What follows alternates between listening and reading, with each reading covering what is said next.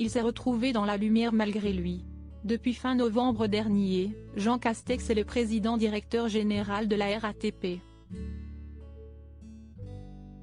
Une fonction qu'il incarne en faisant son maximum pour améliorer la qualité des transports en commun. Bien que très pris par ses nouvelles missions, l'ancien Premier ministre aurait délaissé ses nombreux dossiers pour faire un saut dans une pizzeria située en plein cœur de la capitale, ce mardi 31 janvier.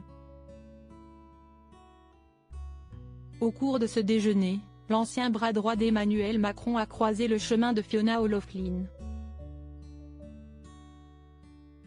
Ravi d'avoir pu échanger avec le prédécesseur d'Elisabeth Borne, la sénatrice irlandaise membre du Fianna Fáil a souhaité immortaliser cette rencontre sur son compte Twitter.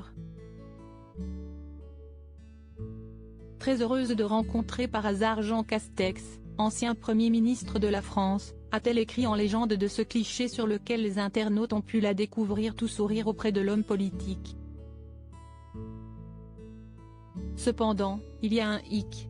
En effet, Fiona O'Loughlin ne semble pas être très physionomiste. La femme politique a pris la pose aux côtés de l'ancien Premier ministre de François Hollande, Bernard Cazeneuve. Un impair qui a énormément amusé les utilisateurs du célèbre réseau social comme l'a révélé Politico dans sa newsletter de ce mercredi 1er février. Certainement consciente de sa petite bourde, Fiona O'Loughlin a depuis supprimé la publication de son compte Twitter. Supérieur à Jean Castex, Édouard Philippe, Éric Dupond-Moretti.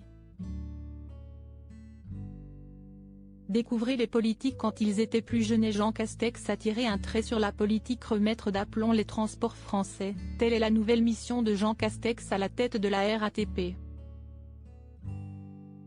Dans les colonnes du Parisien, paru ce mardi 29 novembre, le natif du Gers a assuré « Je suis avant tout un serviteur de l'État et je remonte au front ».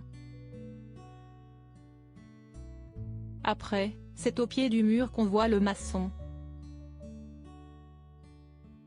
Le principal intéressé a reconnu que les défis à relever sont nombreux mais que ce secteur, le passionne. Après avoir quitté Matignon, Jean Castex souhaite se concentrer sur les missions premières d'un service public de transport, à savoir, la ponctualité, la sécurité, la propreté, ou encore, la qualité de l'information. Dès lors, l'époux de Sandra semble avoir définitivement tourné la page de la politique. En témoigne sa déclaration faite auprès de nos confrères de Challenge, le 15 décembre dernier.